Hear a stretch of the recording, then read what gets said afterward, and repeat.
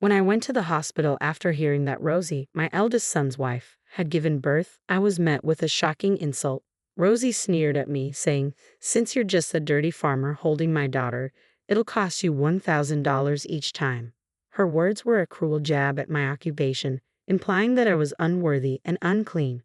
My anger erupted. I had endured previous instances of disrespect, always striving to maintain a civil relationship because she was my son's wife, despite our differences. But this was the breaking point. Rosie's disdain for my profession, her blatant disrespect, and her mocking attitude had filled me with a profound sense of disgust. I resolved in my heart to sever all ties with her. Determined to make a statement, my husband and I left the hospital, choosing not to present the baby gift we had brought. I'm Risa, 63 years old. Since marrying my husband, a farmer, we've worked together in agriculture. We tied the knot in our mid-20s and were blessed with 2 wonderful sons. Farming is no easy task. It demands early mornings and relentless work with few days off. Despite the challenges, with support from family and neighbors, we managed to raise our boys well. Now grown, our sons have taken different paths. Our eldest, even, secured a position at a major IT company, while our younger son, Tim, works at City Hall. With the children grown, my life settled into a rhythm of work and leisurely moments like enjoying tea with neighbors. Tim married Sharon, a local classmate, a few years after starting his job, and they built a house nearby, visiting us often. Even, on the other hand, seemed entirely absorbed in his career and never spoke of marriage. As he approached 30, I grew increasingly concerned about his single status, but he appeared so content with his work that I hesitated to press him. Everything changed when Avon turned 35. He brought a woman home and introduced her, saying, "This is Rosie. We're dating and planning to get married." I was taken aback but inwardly thrilled when Avon introduced Rosie. She seemed a bit shy but charming and sweet. At 28, she was younger than Avon, though such age differences are not uncommon these days. I was delighted that Avon had found someone special, but Rosie's demeanor shifted noticeably when we discussed our work. "So, your parents are farmers?" she asked, her tone tinged with surprise. "Yes, that's right. We primarily grow leafy vegetables like arugula. The produce we harvest is really fresh and tasty. We just picked some this morning. Please take some with you. I'd love for you to try them." Rosie's smile faded into a look of discomfort. I wasn't sure if I had said something wrong, but before I could dwell on it, Avon smoothly changed the subject. As Avon and Rosie were preparing to leave, the tension lingered, leaving me with an uneasy feeling. "Oh, don't forget to take the vegetables," I said as I handed them to Rosie. She looked at them with a clear expression of disgust and muttered, "Dirty." "What?" I was taken aback. "They're covered in soil because they've just been harvested. They're in a plastic bag so they won't soil your car. Just wash them well before cooking." "I don't even want to eat such dirty vegetables." Her reaction left me in shock. "It's not that dirty, it's just a bit of soil. Why does it have to be such a big deal? Is farming considered so unclean? You don't have to go that far. I thought you were marrying Avon for his job and income, not judging his family's work. I didn't realize you'd be so dismissive." As I was about to respond to her insulting remarks about farming, Avon, who had been getting the car from the garage, walked over. "What's going on?" Avon asked, noticing the tension. "Rosie was." I began to explain. "It's nothing, Avon. Please just take these vegetables," I interjected, trying to defuse the situation. "They're offering," Rosie cut in loudly. Avon, still looking confused, took the vegetables from my hand. "Thanks, Mom. I'll call you later about the wedding and everything," he said before heading back to the car. Rosie followed him, but as soon as Avon wasn't looking, she leaned in close to me. "I have no intention of dealing with a farmer mother-in-law like you," Rosie hissed in a low voice meant only for my ears. I was stunned. It was shocking to hear that Avon's partner judged and insulted people based on their occupation. I began to worry about the future of their marriage. After that day, Avon was too busy with work to keep in touch. I wanted to discuss Rosie with him but never had the chance, leaving me with lingering concerns. Eventually, Avon married Rosie. I questioned whether she was the right choice, but Avon seemed so infatuated that my concerns likely went unheard. Despite our differences, I tried to set aside my worries as long as Avon was happy. From then on, I avoided interacting with Rosie as much as possible. 2 months after Avon's wedding, we planned a family gathering for a meal. I reached out to my sons, but Avon couldn't make it because of a business trip. Instead, Rosie would be coming alone. Rosie? Is she coming by herself? I asked, concerned. Yes, it's not far, and she said she'd be fine taking a taxi. As the wife of our eldest son, she should attend, don't you think, if she's comfortable with it? Despite this reassurance, I was anxious that she might not show up, as she had been avoiding our home.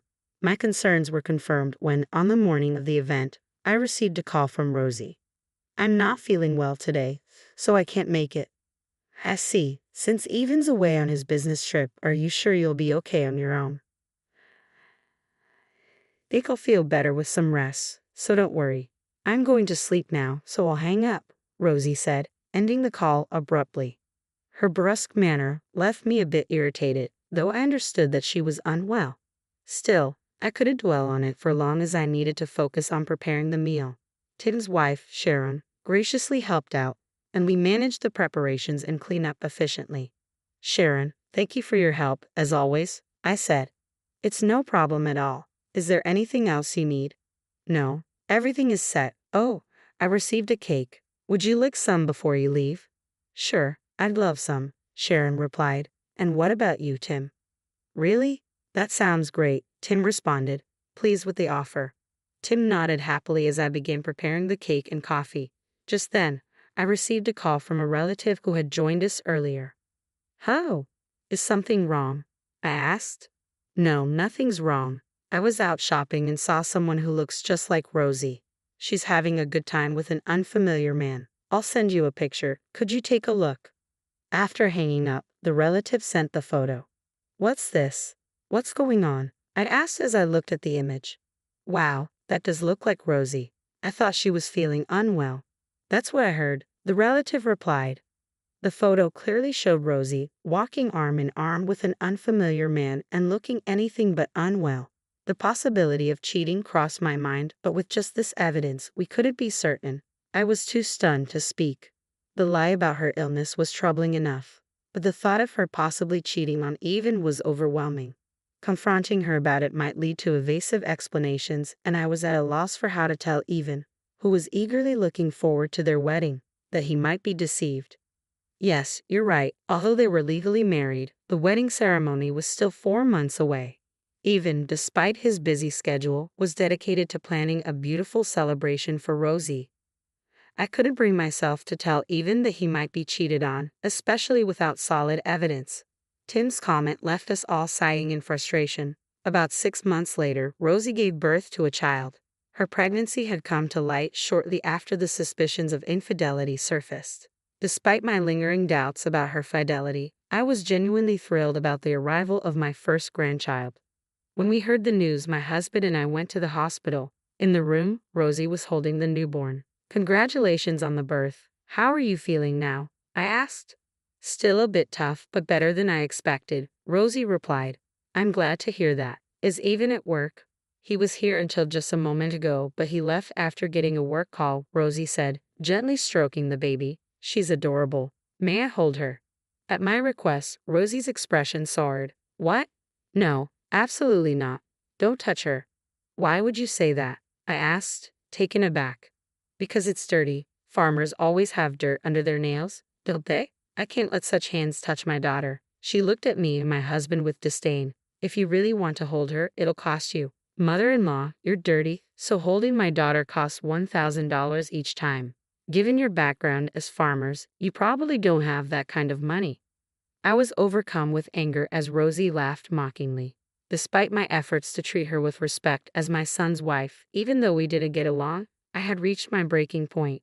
Rosie's contempt for people's occupations and her insulting remarks had filled me with disgust. I resolved in my heart that I would have nothing more to do with her. Then I'll give up, I said, and with that, I left the hospital without leaving the baby gift. Half a year later, Tim and his wife welcomed a long-awaited grandchild, a charming baby boy who was so adorable that everything he did seemed precious. As I was focusing on preparing for my grandson, Rosie suddenly arrived at our house. Hey, is it true that you bought Sharon a stroller and baby clothes? She demanded, her voice full of anger. I sighed. What's this about? Yes, we bought Sharon a stroller and clothes. Is there a problem with that? I asked. Why buy gifts only for Sharon? You never buy anything for my daughter, Rosie retorted. That's because you called me dirty, I replied. I figured you wouldn't want anything from someone you deemed unclean. Rosie's face twisted in frustration. Well, if I could get presents, it's a different story. I thought it was pointless to be nice since you're poor, but if you're giving such nice things, maybe it should have been more cordial. With a sigh, she continued, I'm surprised you could afford such a nice stroller on a farmer's income. It's a popular brand, even among celebrities, right? It was expensive, but it's lightweight and easy to maneuver, so I thought it was a good choice. And just so you know, despite what you say about being poor, we earn about $70,000 a year. There's no way a farmer can earn that much, Rosie said dismissively. I sighed again, frustrated with her ignorance. Our farm is large and efficient, with machinery that helps us harvest a substantial amount of vegetables. The quality of our produce allows us to sell at a higher price. We have contracts with restaurants across the country and sell directly, ensuring a stable income with no surplus. You clearly don't understand farming, yet you make such unfounded claims. I have no intention of continuing any association with you, so please leave. But it's unfair that you only bought gifts for Sharon. You didn't even give me a baby present, Rosie protested. I'm sorry, but I won't give a gift to someone who calls me dirty. We always give gifts to Sharon as a token of our appreciation for her help. She actively participates in family gatherings, assists with household chores, and even helps me with technology, which I'm not great with. It's our way of showing gratitude for her constant support. There's no reason to give gifts to someone like Rosie, who does nothing but make rude comments. Still dissatisfied, Rosie continued to complain loudly outside our house. As her ruckus started to attract unwanted attention from the neighbors, Even emerged from the house. What's going on here? He asked, clearly annoyed. What? Why is Even here? I thought you were at work, Rosie said, surprised. I took the day off. I needed to ask something, Even replied. Rosie gaped at his unexpected arrival. Evan then turned to her and asked, Why are you insulting my mother and demanding gifts? How can you say such things? It's not like that, Rosie stammered. Caught off guard in front of Even, who she had always tried to impress, Rosie began to panic. I just told her to stop because she tried to touch the baby with dirty hands. Then she got angry and started being mean to me. That's terrible, don't you think? You don't need to lie anymore. I can't trust you now, Rosie, Even said firmly. Why do you trust Mom over me? Rosie demanded. Because, Rosie, you've lied multiple times. You said you were too sick to attend the family gathering, but you were out having fun, weren't you? And then you told me you attended the gathering. Rosie shot me a furious glare in response to Even's accusations. Unfortunately, it wasn't me who revealed this to him. A relative who saw Rosie out shopping had informed Even.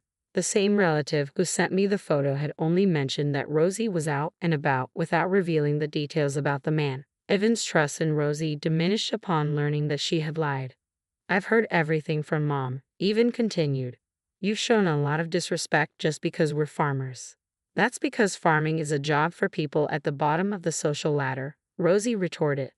I never thought anyone decent would be involved in it. You insulted Mom and Dad based on your own prejudices without even knowing them. I'm truly disappointed in you, Rosie. I don't want to see you anymore, so please leave, Even said coldly. Rosie's face went pale at his words. Leave? You mean from the apartment? Yes, I can't live with you any longer. Please pack your things and go. The divorce papers will be sent through a lawyer. I'm sorry for what I said to your mother, but a divorce just for that seems excessive, Rosie protested. She clung to Even, tears welling in her eyes. It's not just about that, is it? Even's voice was colder and firmer than I had ever heard. You recognize the man in this photo, don't you? He held up the photo, showing Rosie with an unfamiliar man, the same person from the photo that had been sent by a relative on the day of the family gathering. Why do you have this? Rosie asked, her voice trembling. Actually, I received messages from various people saying they saw you being close with an unknown man, relatives and neighbors, Even explained. Why would they talk about me? Rosie asked, bewildered. People in the countryside love to gossip. Everyone was concerned that Even might be cheated on and quickly informed me. In small communities, news travels fast, and seeing Rosie with an unfamiliar man raised suspicions. I was advised to look into it. Rosie, I hired a detective, and they found a strong indication of infidelity. Rosie, realizing she couldn't escape the situation, glared at me with intense anger. This is why I hate the countryside. Cheating. And what about it? Evan asked. It's Evan's fault for neglecting me. I was lonely, Rosie snapped. If you were lonely, you should have told me directly, Evan responded. I thought it would be a bother, but I promise I won't cheat again. Please forgive me, Rosie pleaded, tears streaming down her face. Despite her distress, Evan's expression remained stern. You said you were lonely because I was always working, but this report shows you were involved with someone even before our marriage. What's that about? Are you still lying to deceive me? Evan asked. That's a lie. It's a false report, Rosie insisted. The report indicates you've been in a relationship with someone since college. You've broken up and gotten back together several times. We even know his name, so maybe it's time to stop lying, Evan said. Rosie's face went pale, and she began to tremble. From the photos, it looks like you've been buying quite expensive items. I didn't realize you were using my money for this. It was just impulse buying due to stress. Even so, you've spent a lot of money on brand name products, money I worked hard to earn. And on top of that, you've been unfaithful. I can't trust you anymore, Evan said firmly. Please, anything but divorce, Rosie begged, tears streaming down her face. Our daughter is still so young. I can't survive on my own if we divorce. Rosie clung to Evan, sobbing. I thought if she was going to act this way, she should have never cheated in the first place. It was too late for regrets now. I'm sorry, but my decision is final, Evan said. I'll be filing for divorce and seeking compensation for your infidelity. But our daughter is still so young, and I can't work. How will I manage to pay any compensation? Rosie pleaded. That's not my concern, Evan replied coldly. You betrayed me, so it's only fair that you face the consequences. I'll consult with a lawyer and let you know the amount later. Rosie seemed to realize that Evan was resolute. She stood up, her demeanor shifting to one of anger. You've been saying whatever you want. Don't you have a heart? If you're talking about compensation and divorce, then you need to pay child support. Can you come up with $100,000 right now for her upbringing until she turns 20? If you can't, I won't agree to the divorce. Rosie said this defiantly. Men have it easy. Even if you decide to leave me, you don't have to raise the child. At least fulfill your role as a father by paying child support. She likely thought this would put Evan in a difficult position. Rosie crossed her arms with a triumphant look, but Evan just snorted. Fine, I'll pay, but only if the child is actually mine.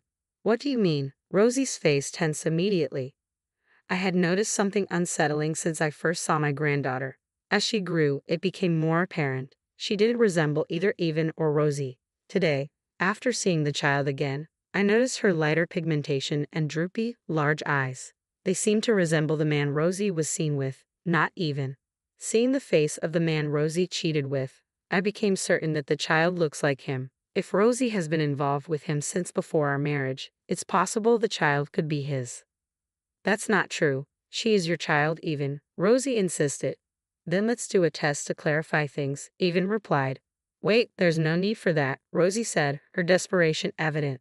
Despite her pleas, no one was convinced. We need to settle this, Evan said firmly. If the test confirms she's my child, I'll pay $100,000 in child support as part of the divorce. If she isn't, I won't pay a dime. That's outrageous. You can't test a newborn baby, Rosie protested. It's possible. I know someone who has conducted such tests, Evan said, showing he was serious.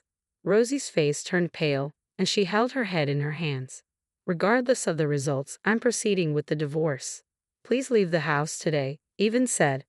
Wait, please, just listen one more time, Rosie pleaded, grabbing my hand. Mother-in-law, you love your granddaughter, don't you? I'll let you hold her as much as you want.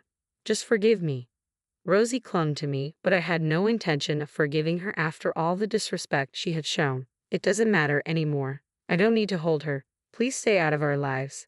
How can you say that? Rosie cried out, but Evan ignored her pleas and closed the front door. For a while, the sound of Rosie pounding on the door and shouting filled the air.